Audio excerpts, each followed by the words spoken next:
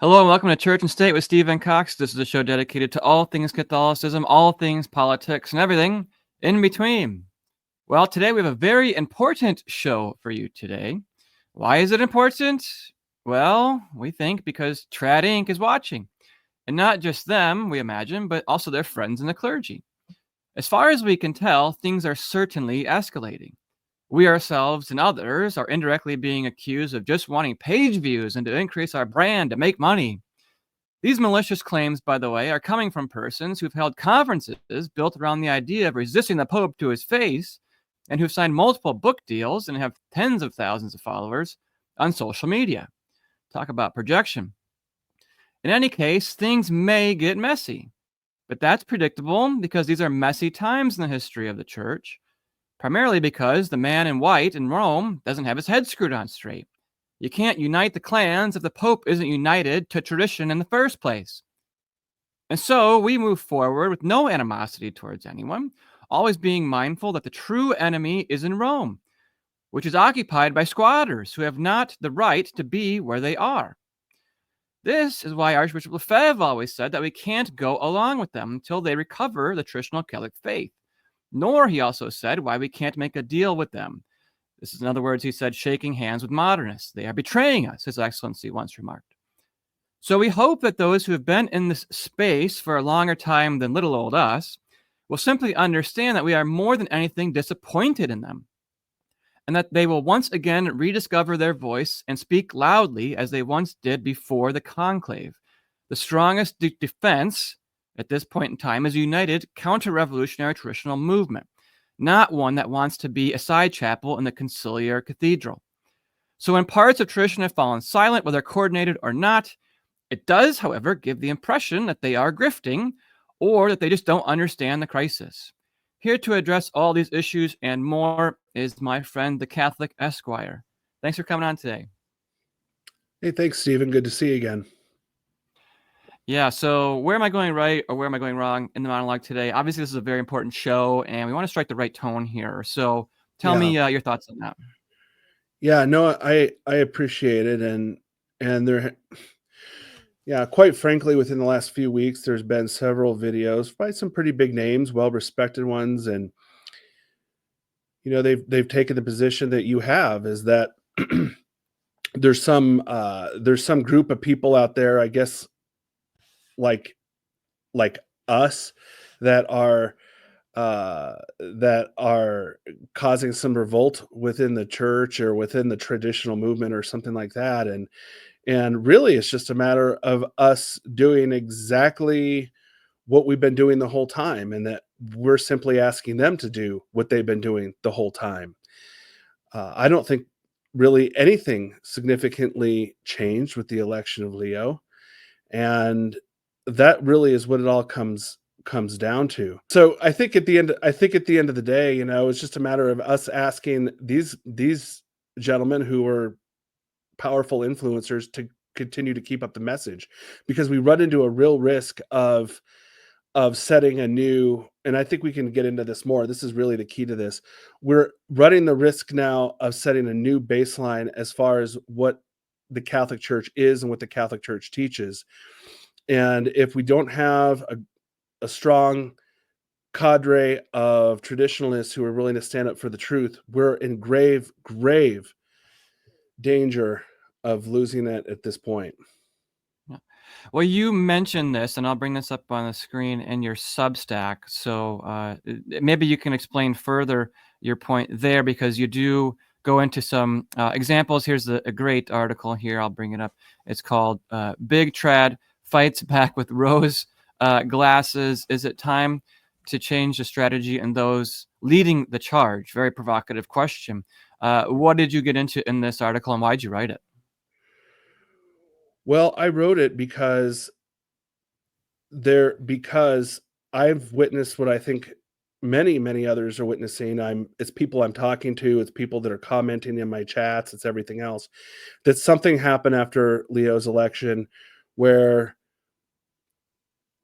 some of those big name influencers that we all respected in the past they've essentially gone soft. They've decided that they're not going to bring up what Leo's doing. If it looks badly, they're going to make a much bigger deal out of little things that might be good.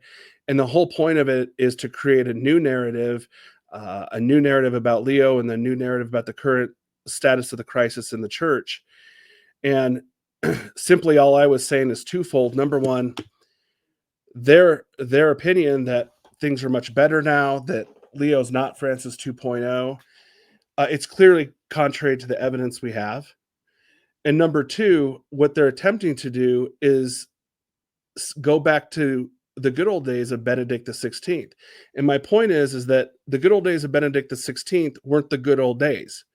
By the time you get to Benedict the 16th, the revolution, the Vatican II revolution, had already been in place for decades, and changes of the church have already occurred. I mean, so much was happening under Paul VI and John Paul II. By the time you get to Benedict, we really are dealing with a massive crisis in the church by that point. So it makes no sense to me why they're telling everybody it's a great thing if we just go back and accept the scraps off the table that Benedict wanted to give us, when we're still just participating in the same revolution we're supposed to be fighting against.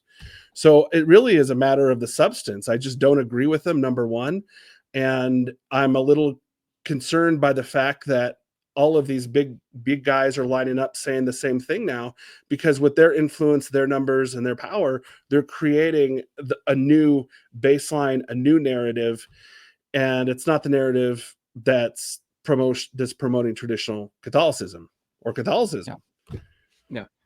Yeah. So what are some of those common talking points, it seems? And again, we don't know if it's coordinated or not. It seems to us as outsiders. I mean, we're nobodies, right? We're the stones that are talked about, I think, by our Lord in the Gospel of Luke, right? Like, we don't have any influence. We're 2,000 followers on Substack, right? I mean, so I'm seeing, appointments are coming, and give them time, right? Those are the two main things, right? What's wrong with that? I mean, isn't that okay? Well, the appointments are or what are you trying to say? The appointments are coming, and 90% of them are bad.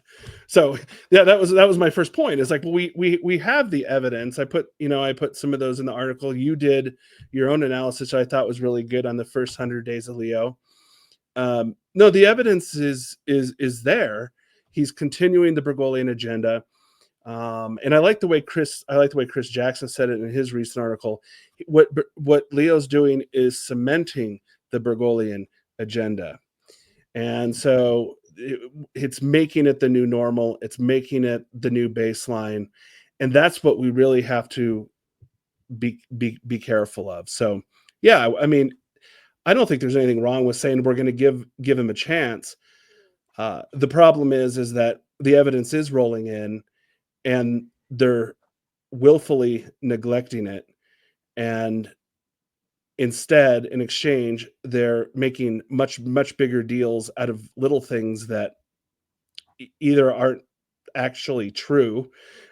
I saw an article today from Life News, not Life Site News, but Life News, and they said, Leo says I'm paraphrasing, real Catholics can't be pro-abortion or something like that. That was the headline, and he never said that. What? He never even mentioned. He didn't mention abortion. He didn't even mention any life issues. Yeah. He never said that if you don't believe something, you can't be Catholic. It wasn't even remotely connected to the content of Leo's speech. And that's what I'm trying to say. We're making up this false reality in order to create this illusion that somehow Leo is this godsend that's come to us. It's going to save us and bring us back to the great old days of Benedict. And the fact that all these guys are saying it at the exact same time, with the exact same wording, almost with the exact same narrative, it leads me to question why this is all happening, and whether there is some sort of, agreement, or some person in the background telling these guys to stand down and push this narrative forward. It's just a reasonable speculation. Yeah, and so here's from your Substack. The members of Trad Inc. admit that Benedict was not a traditionalist. They appear content to accept the minimal concessions he offered in exchange for standing down, an approach that worked remarkably well. But you said, and you quote Lefebvre here, who saw through this, he said, certainly the question of the liturgy and the sacraments is important, but not the most important. The most important question is the question of the faith. This question is unresolved in Rome. The SSPX just had a pilgrimage to the Vatican, and this was widely seen by many people as, we're so back. Tradition is, at least in some sense, back to the Vatican. What was your reaction to that pilgrimage and the reaction it engendered amongst a lot of these influencers? Yeah, so my reaction to I had no problem with the pilgrimage. I had no problem with the SSPX doing that because my feeling is that, Rome belongs to Catholics. Rome rightfully belongs to Catholics. The SSPX has as much right to be there as anybody else, and I have no problem with them doing that. The real issue is not whether you go on pilgrimage in Rome. It's not whether they even recognize that you're there or not. By the way, the society got deleted from the calendar after the fact. Um, but regardless, the issue is, are you compromising on the faith? Are you compromising with the modernists in order to gain concessions? And that's the concern. I don't have any reason to believe that that happened with the society. I don't have any evidence of that at all. So I had no problem with them doing the pilgrimage. I think some people thought that it, kind of gave the wrong impression and whatnot. And, I guess that's just that's an opinion on strategy perhaps, or but for the most part, what matters is that you stay faithful, you stay loyal to the faith, to the truth, and to the doctrines. And quite frankly, I think so far the society has been one of the only few societies in the church, including in the traditional realm, that has done that so far. Yeah, here's Chris Jackson's take, which is more similar to mine, I would say. And this is not a victory for tradition, he says, but an invitation to join the circus. In the past, Bishop Fillets talked about it being a conciliar zoo. In exchange for silence on Leo's doctrinal betrayals, the SSPX gets a spot in the program alongside the very movements it once condemned as incompatible with the Catholic faith. And it's interesting that Chris brings that up there because it's very similar, I think, to kind of what's going on in the traditional movement. We will downplay all these remarks about synodality, try to reinterpret them, right? What does he mean by that? His remarks about climate change, sustainability, and the mass for the care of creation, et cetera, et cetera. And it seems there's a very similar thing going on. We're trying to buy currency and to curry favor with the Vatican in exchange for silence. Yeah, no, it's definitely something you have to be careful of. People are always trying to make deals and whatnot. If you know your history, and I know you do, back that in 1988, that was the whole split between the society and the fraternity, the FSSP, and the Ecclesia Dei communities was, they let's be frank. I mean, they compromised. They said we accept, Vatican II, etc. And in doing so, they got permission to say the traditional Latin Mass. And Archbishop Lefebvre understood that you can't do that because you can't compromise on the faith. You can't compromise on the truth, even if you're going to get to have permission to say the traditional Latin Mass. And so that concern has never really gone away. You never can compromise on the faith. You can never compromise on the truth. So,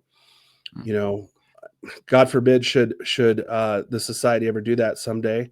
And I just pray that they don't, because the most important thing is the truth, and that's what I'm concerned we're losing, especially within this trad Inc. Shift in position or marketing, whatever you want to call it. Yeah, let's get back to that then, because now I will be fair. I have heard some voices who are saying, look, the appointments are increasingly worrisome. I'll bring up on the screen here. Micah Hickson just put out a tweet the other day where I brought this up just a second ago, where some of the appointments now that are coming in with Cardinal Tagle, I think, is now getting more involved. And here, we'll put it up right here. Cardinal Gretsch, he was under a favorite under Francis. Roche, they are being pointed to various dicasteries, specifically the members of the dicastery for clergy. And, I think what's going to happen more is, these allegations which are out there. Oh, the appointments are coming. Cardinal Burke is telling us good things are happening. Cardinal Burke just met with Leo. Well, even let's say even like Cardinal Burke himself was on this dicastery, or he himself was placed in charge of the liturgy, right? I mean, I've said this before in other shows. Cardinal Burke is wedded to the Vatican II Revolution, the Vatican II Revolution, whose documents were written by Yves Congar, right? The liturgy documents who are written by Annibale Bugnini. I mean, this is the system they make us think is that, oh, we're so going back to reverence and tradition, when really we're just going back to Annibale Bugnini and Yves Congar. So even if these appointments were great or so-called conservatives, which they're clearly not, that's not enough. No, and what you have to be careful too is, and I already noticed that this happened with that particular round of appointments. I think he included one bishop that could be considered conservative in the group. That's a very common tactic. So what you do is, to avoid the criticism of being in the political world, you say it's too political, and you want to come across as being bipartisan, right? So in the church, it can be the same way, and you got to watch out for it. Is you have 5 spots to fill, you fill 4 of them with the worst of the worst, and then you put one good guy in there. Well, then you can still say, hey, I'm not ideological, I'm not political, I'm bipartisan, I'm looking at I'm giving everybody a voice here. When obviously, you're just putting in a token player. I suspect we're going to see quite a bit of that with Leo. You're going to see the agenda move forward. Again, it's not because I'm not giving him a chance here. I am giving him a chance. I was concerned that this is what was going to happen at the very beginning, and it just turns out that I'm right. He's advancing the agenda. He's putting the people into place. And the other thing that's happening, which I also predicted at the beginning, was that Leo himself is not going to do the actual dirty deeds here, okay, for lack of better term. So what I think is going to happen is he's going to give the bishops, including all the new ones he's appointing, free reign to do what they want and to advance the agenda on their own at the local level, which is totally consistent with the notion of synodality, right? So he's going to let them move forward, push forward the agenda. And when people start complaining and start asking for relief and start appealing decisions, you're going to get nothing. You're not going to get a response. You're going to get ignored. Maybe you'll just get denied. But you're not going to see any big speeches by Leo. You're not going to see any airplane interviews where he's insulting traditionalists, where he's crushing people openly. I don't even think you're going to get any documents that, are shutting people down like Bergoglio. It's just a different strategy, and he's going to let the bishops do the dirty work for him. He's going to stay silent, and in the background, he's just going to promote these people and let them do their work in the background. Yeah. I suspect that's what's happening, but yeah, that's brilliant. I think it's brilliant. I think it's a way to keep the image sort of clean, and to outsource the dirty deeds, as you said, to others, and to say, oh well, that's their problem. And it sort of reminds me, we heard this talking point: give him the benefit of the doubt. I mean, look, we know who Prevost is. I mean, there's a reason he deleted his old Twitter account. Open borders, immigration, social justice guy who criticized J.D. Vance, who came from the Chicago Theological Union. I went to school in Chicago myself. Liz Yore is from Chicago. We know these types of people. I mean, so to me, when they say give him the benefit of the doubt, it's sort of like saying, hey, give Joe Biden the benefit of the doubt. Right? We're just going to somehow say, oh, the last 60 years don't matter. We don't know who this guy is. All of a sudden, we just give him the benefit of the doubt. I mean, these appointments are showing, mask off. And if Trad Inc., I'm going to use that term continuously because it's fitting. If they don't respond to this, I think the people will vote with their feet, if you will, right? The page views and the clicks will not go to them because they want the truth. This is not about page views and stuff. It's a sign of a symptom that they don't want that. Which is why you're growing, why Chris Jackson's growing, while others are growing, while we're growing. It's a sign that people are fed up. They don't want to be fed the line. They don't want to be gaslit anymore, right? That's the issue here. Yeah, and I'll be honest with you too. I mean, I've been burned on this before myself. I remember when after Francis's election in 2013, I defended him. I even wrote articles. Okay, I wrote articles defending Francis, if you can possibly believe it. I think and it was not in the context of a church function. It was in the context of a political engagement, political organization in the local Republican Party here. And there was some back and forth about what to think about Francis, and I wrote the article in favor of Francis and defending him, and basically making the case like, look, we just got to give him a chance. You know, he's a Jesuit, so he's just this 1960s hippie. That's the way these Jesuits are. But don't worry, he's pro-life. You can trust him. It's not. Don't worry. And you know, obviously, that was probably in 2014, and obviously, I got burned on all of that. And in the meantime, you know, he was pumping out Laudato Si, he was pumping out Amoris Laetitia, you know, and Fratelli Tutti, and all these things keep coming down the line. And here I am stuck trying to figure out a way to defend him. And what I really learned a lesson from that is like, look, it was a lesson about modernism, and that I didn't realize at that point in time how revolutionary and modernism was. I didn't realize how it infected people's worldview and their background and how they operate in everyday life. And that's the worldview that Leo grew up in. That's his world. He's totally post Vatican II. I think he was ordained in like the early 1980s. So he was only 10 years old by the time the council ended. I mean, we're at the point now where even the popes are all going to will have never seen anything before Vatican II. That's where we're at now. And so that's why I think that this is such an urgent problem, that we can't just sit back and wait. We don't have the time to sit back and wait. Yeah. Somebody who gave a really prescient analysis of this was Father Jenkins of the SSPV. He's down there in Ohio. I'll try to bring this up to the screen if it'll work for me. And let's see if I can bring that up. Maybe, Chris, you can bring it up on your screen. I'm not sure why it's not working. In any case, but he talks about how Leo is the synthesizing pope, and that he is bringing forward the he's bringing forward the principles of the Bergoglio regime and melding them with the sort of finesse and the outward appearance of the Ratzinger era. And as you mentioned, it's the coming together. It's the Hegelian dialectic, right? Working together for the concretizing of the revolution in a new sort of stage. And so maybe you can comment on that first while I try to get this video up. Sure. So yeah, I'm familiar with the video.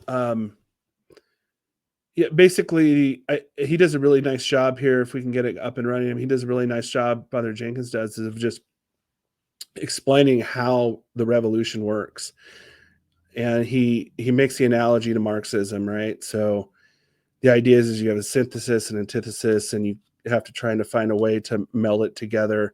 And once you do so, then you create this. That's why I keep referring you create this new baseline, and then from there you start again with another antithesis, and you have to meld the antithesis with the original thesis, and then it comes, and it's just an ongoing, never-ending process. And by the time you're done with it, you got to the point where you totally lost the original faith.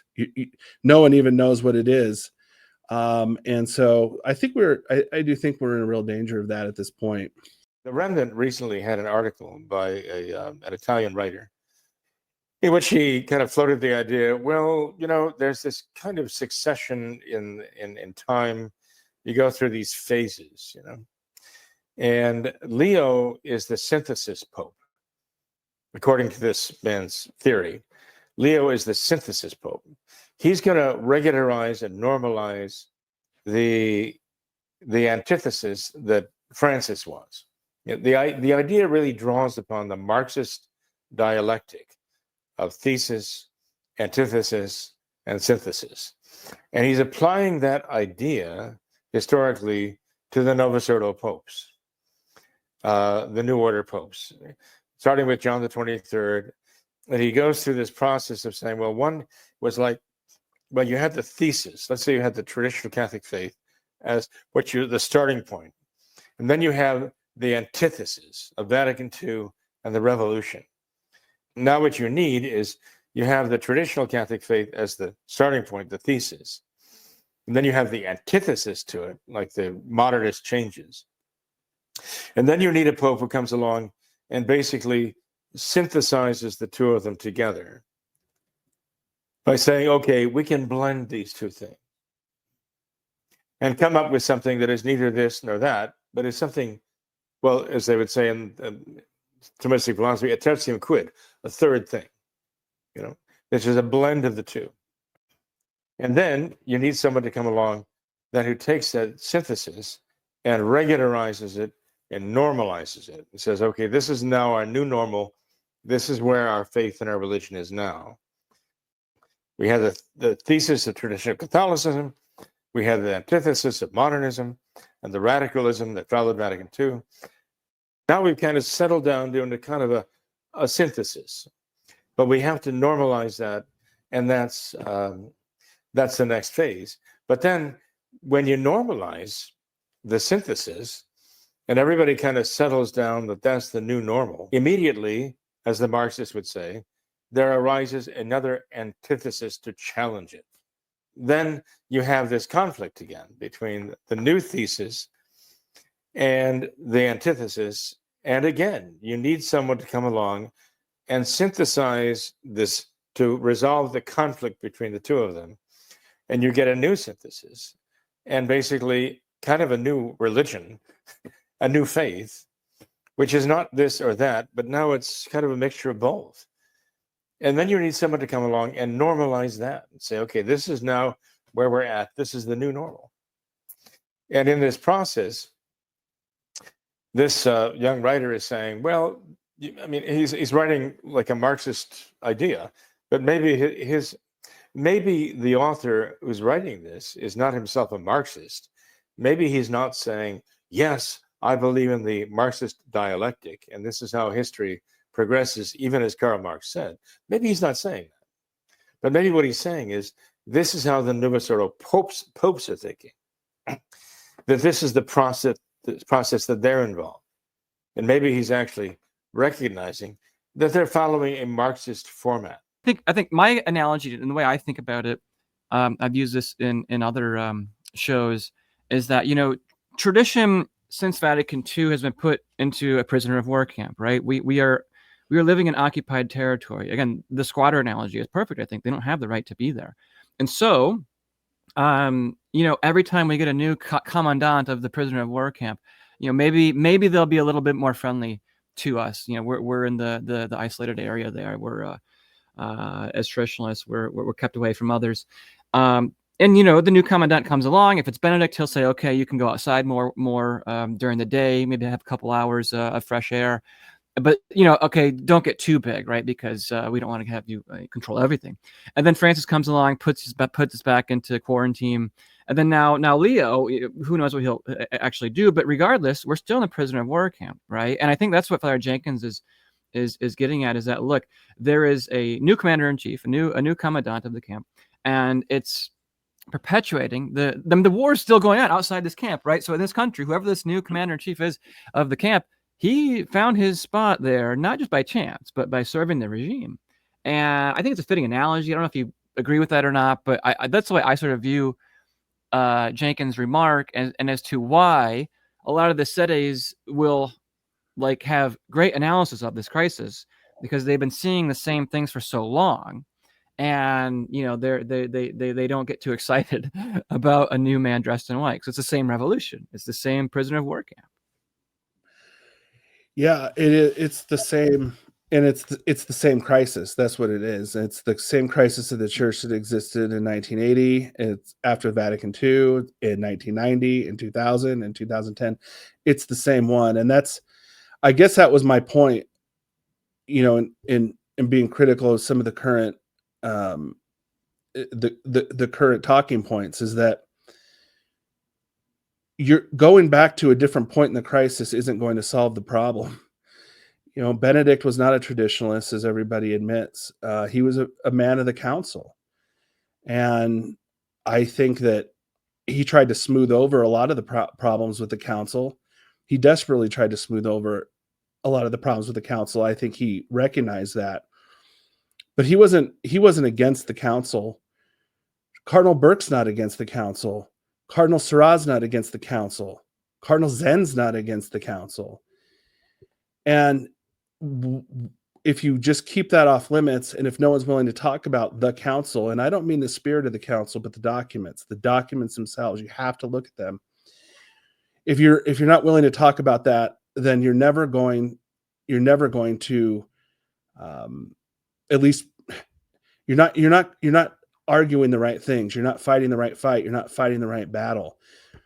And that's why I said, do we need a change? Do we need a change in the leadership who's going to be leading the charge as far as the counter-revolution against the revolution that became formalized at the Second Vatican Council? So I think your analogy is spot on. And I think Father Jenkins did a nice job of summarizing that as well. So that really was my concern with the article. And, I think we're on the same page. Yeah, I think that's great. I think I want to read too. It's not coming up on the screen, but I'll read this too, because again, what we're trying to do here is not make names for ourselves. I mean, you have a day job, right? I mean, Yeah. I've been in this space for 15 years. I mean, I started writing about the crisis in the church 2011. I was there too when Bergoglio stepped out. And, I wrote 1 or 2 articles sort of like saying, let's give him the benefit of the doubt too. And I was even trad back then. And I sort of knew like, well, I don't really feel like comfortable about doing that. But okay, I said, all right, maybe he'll be traditional. And I mean, I worked for Cardinal George in the Chicago Archdiocese in 2010, 11. So, I've been around. I don't claim to be a leading voice at all. I've been behind the scenes though. And I've been watching a lot of these guys for years, and I know what's going on. And, my whole view has been look, like error has no rights. This I put it up on Twitter the other day. If you want to go follow me, you can. And heresy is a grave offense against God. Modernism being a heresy is evil. Okay, so those who adhere to modernism, which the council is infused with, right? Even Bishop Barron says the documents, even the Code of 1983 Code of Canon Law is replete with, is impregnated with the Nouvelle Theologica, right? It's the new theology. So whether or not some of these guys are the clergy, that is, are out and out or overt or even aware of their modernism, they're still modernists to a certain degree, and that's offensive to God. So when they're out there in the name of the church, in the name of the papacy, the highest office in the world, it's not like some math teacher who got a math problem wrong and he's teaching his students 2 and 2 is 5. Right, the principal will set that teacher straight. This is the highest office in the world. When he's out there misrepresenting the Catholic faith, misrepresenting the Catholic doctrines, saying ecumenism is great, saying we just need unity with the Orthodox, we shouldn't vie for the papacy, the office of the papacy, that we can be united with Lutheran archbishops and others, and they're just, again, he's just applying the principles of the documents found and written by Cardinal Yves Congar and others. So that's the scandal. That's not just a scandal, it's a grave offense against God and truth. And again, error has no rights. So whenever not just Francis does this, whenever not just Benedict did that, whenever not just Leo does that, God is still being dishonored. God is being mocked. In other words, the faith is being mocked and being dragged through the mud. So that's the objective reality of the situation. And so then when you hear these influencers say, well, give them time, or, let's wait and see.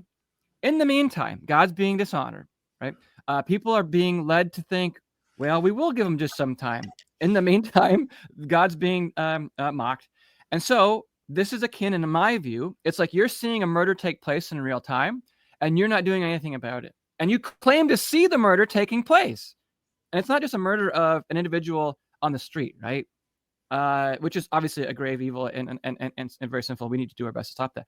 This involves people's souls, the murder of souls going to hell through a modernist pope who's objectively teaching modernism.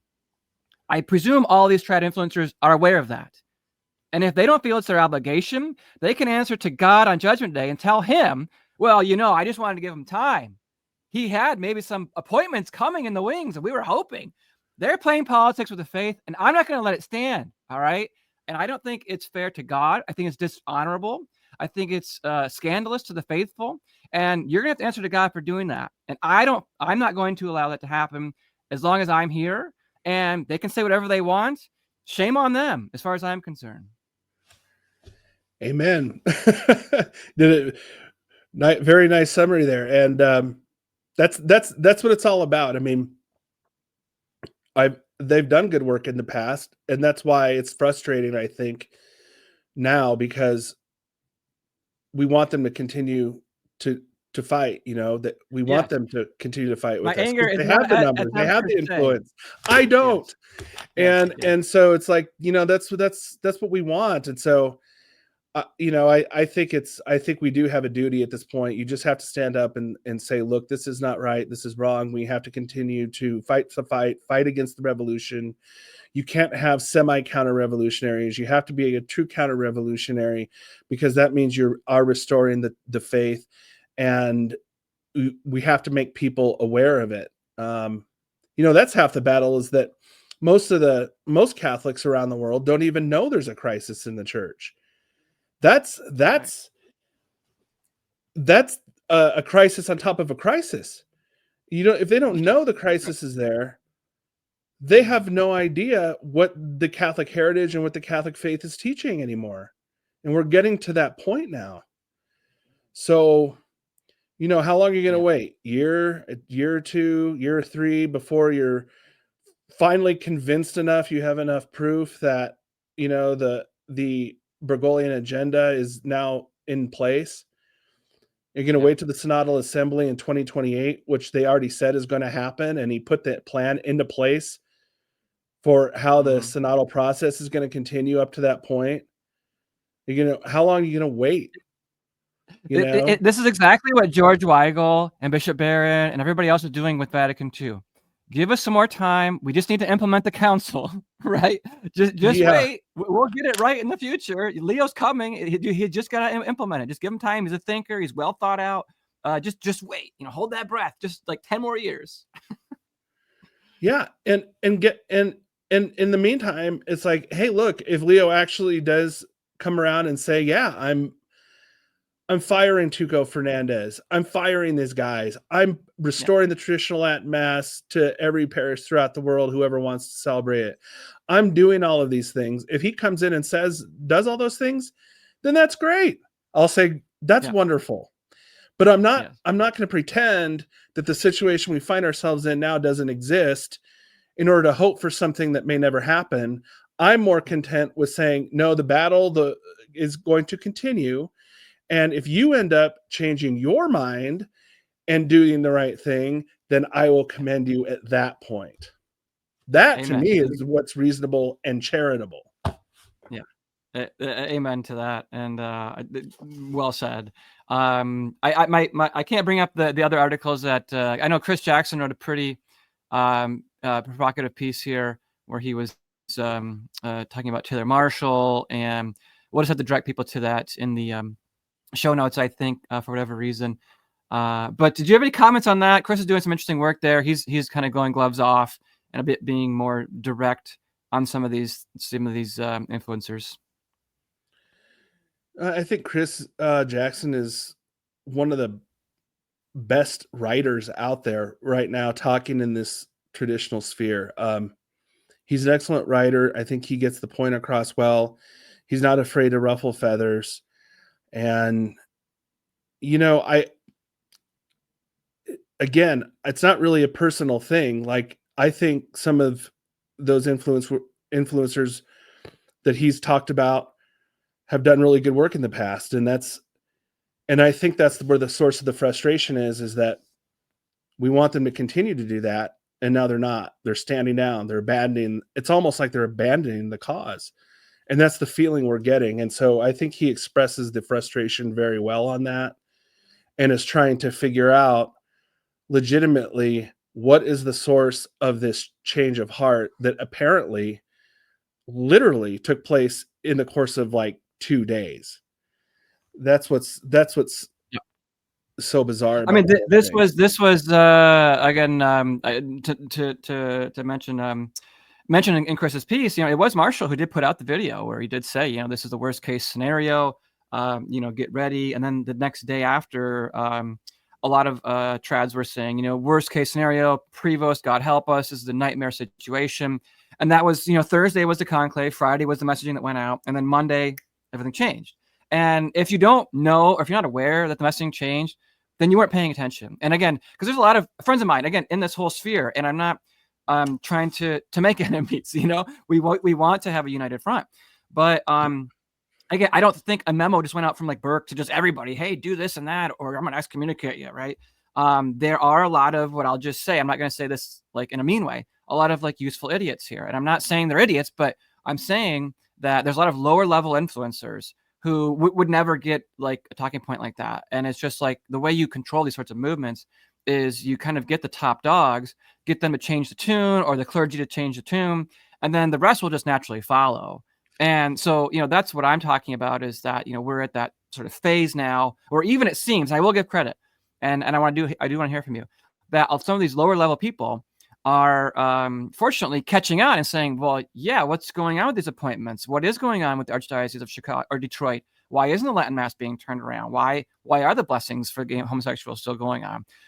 So they're kind of catching on. I think the fire on this kettle is going to get so hot where those voices are going to have to start saying something, and even the clergy. I mean, Burke just cannot drag this on for however long he wants to.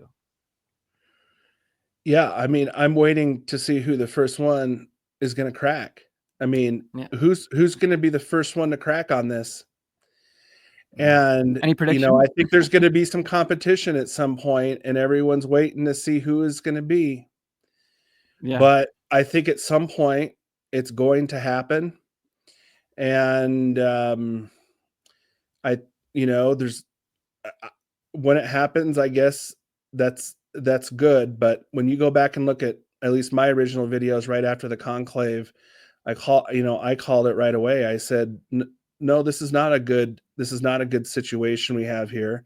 He just went out on the loggia and told everybody he's going to continue the synodal agenda that was established by Francis. That's what he said. So I said, this is all very concerning. And I had heard all the things that the others, Taylor Marshall and some of the others, had said about him beforehand as well. And so, I was already concerned, and then this just added on to it. And then to see the complete turn all of a sudden and just overnight just brought me back to what happened in 2020 with the COVID. I mean, I'm like, this is what happened back then. It was like overnight, all of a sudden now everybody's wearing masks, hiding in the house, shutting down, having no problems, staying home and not going to mass anymore. And I'm like, what is going on here? It's just, I don't think there was any formal memo that went out. I mean, they want to try to make it seem like that, but that's all distraction. They know what we're talking about. There's just, there was, for some reason, a mutual agreed upon decision, whether it was a formal decision or not, or if it was just implicit, regardless, that we're not going to continue the way we've done before, and we're going to stand down and just sit back and wait and see.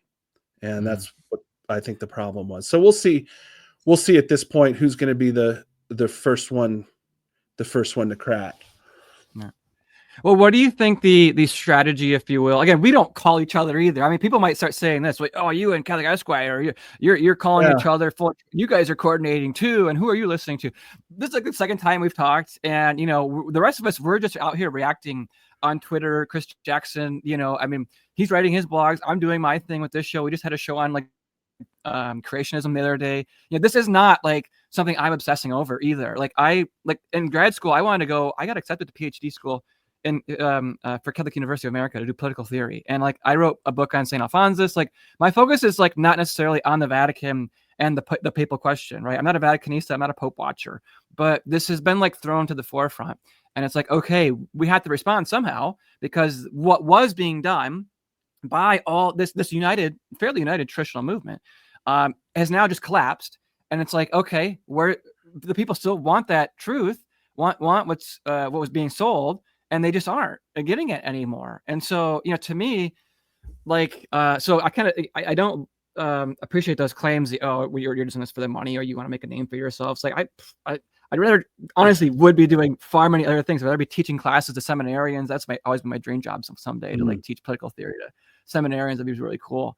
Which is why I'm wearing black, on the show. Yeah. It's like, okay, it's like my way to, but I don't know. I don't have any thoughts on that either. I mean, because some people will say, oh, well, you're leading this alt-right, alt-trad movement to soften people to, whatever we're softening them to, right? I mean, there's so many accusations going around about this. The difference is, is you're doing exactly what you were doing before the conclave. I'm doing exactly the same thing and saying the same stuff as before the conclave. They're not. So their position has shifted all at the same time, and now the mainstream traditional influencers are moving off into a different direction.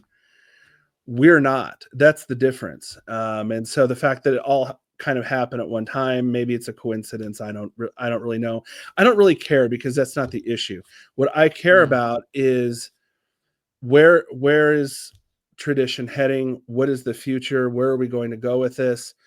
Are we going to be okay with going back to the days of Pope Benedict, where, the conciliar church is teaching ecumenism, religious liberty, collegiality, all the errors of Vatican II? Are we going to be okay with that, so long as we can attend the traditional Latin Mass? Is that where we're heading? Is that the goal? And that really was never my goal before the conclave, and it's not my goal after the conclave, and I don't think it's yours either. So I think that's the difference. If I could, explain it, any better than I probably could, but that's the nail on the head. I think is very well said. And I mean, so let's talk strategy then. Like, where do you either advise or recommend or see sort of this these pockets of resistance trad media going? Is this like, we've obviously entered a new phase in all this? I think it's spiritual. There's something happened at that conclave that something happened. I don't know. That's trickled down, and it's now hitting us, just nobodies with a couple thousand followers. And it's elicited in us a response to do this, right? A spiritual, supernatural response, which is all I can tell is what it is. So, I mean, strategically though, I mean, where do you see things going forward? You mentioned someone might crack, in the establishment, but if they don't, we're kind of left out here just on our islands a little bit. Well, it may seem like that, and I would say at this point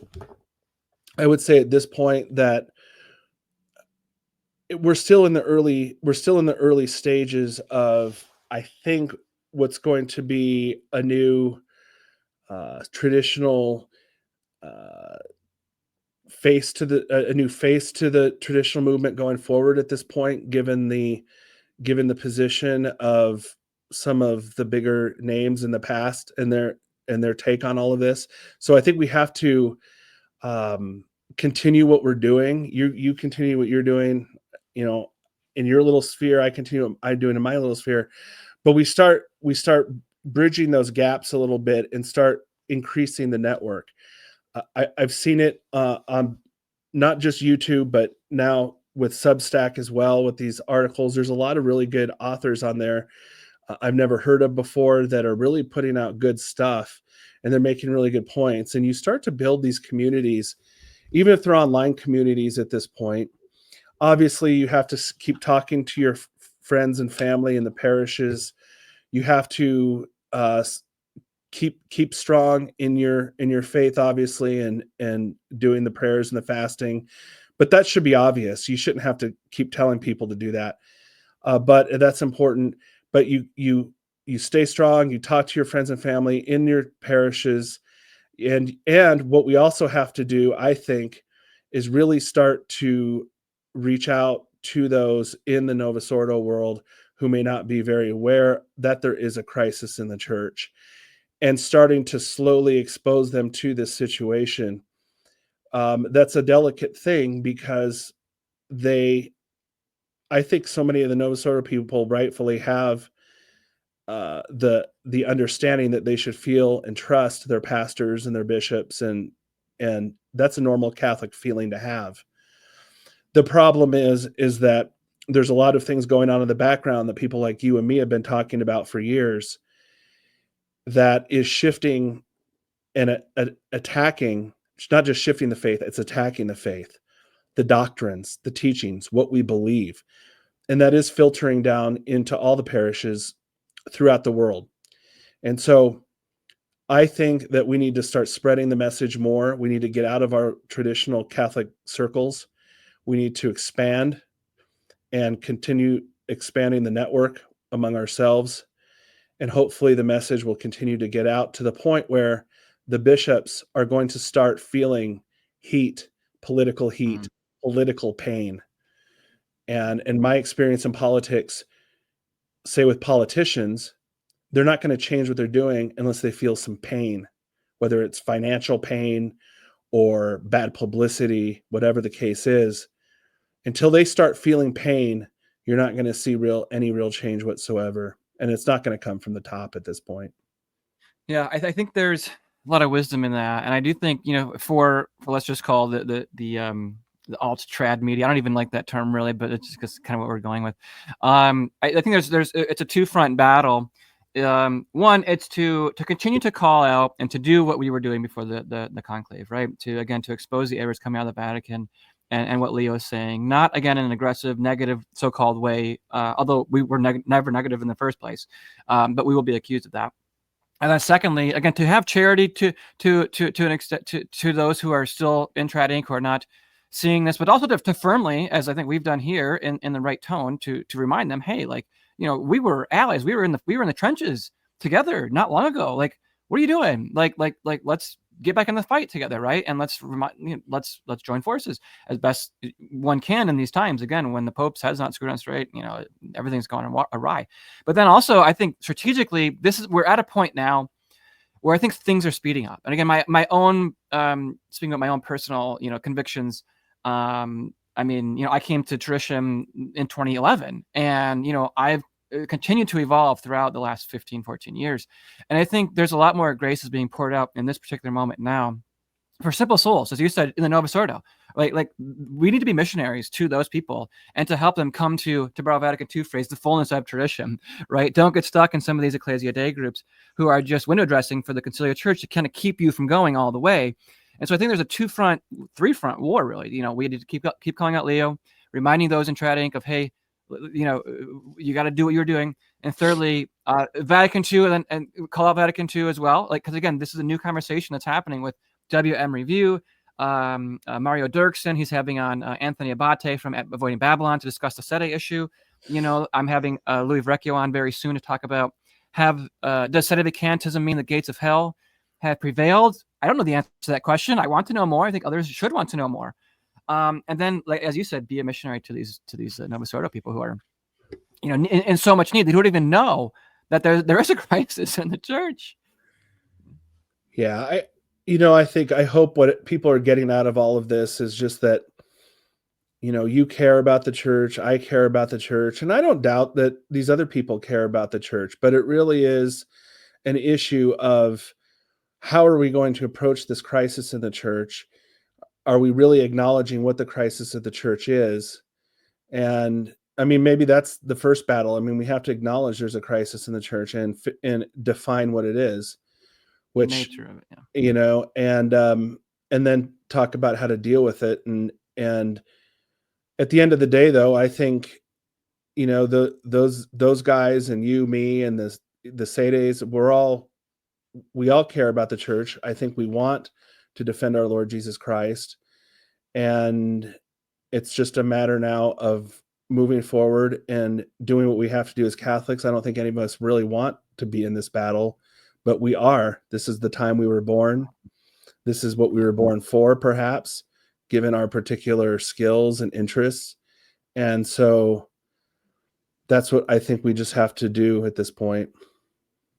I want to end today's show, and again, thank you for coming on. Obviously, go to Catholic Esquire's Substack and Twitter account. We'll get that in the show notes because today, for whatever reason, the screen's not working. But I want to end with the last paragraph you said in your Substack, which I think is spot on. Quote, when those who claim to be on your team are not willing to even broach the subject, then the fight must shift to a new battleground. It appears the fight for tradition is at that stage now.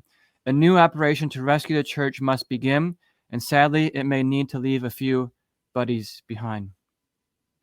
You want to expand on that at all? Yeah. It's unfortunate. I mean, some people may not want to continue the fight, may not want to continue the battle. And if they choose not to do that, that's their choice.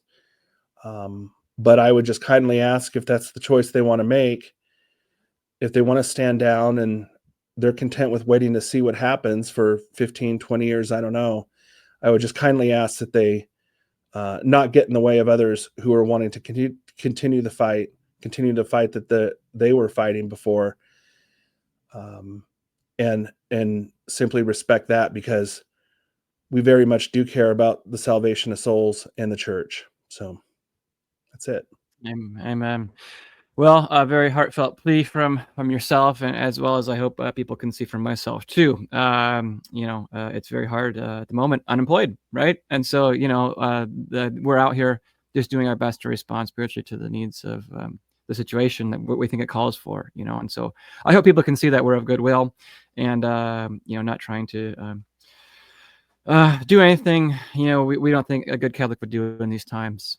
So, in any case, thanks again for being on with us. Any final thoughts here on anything?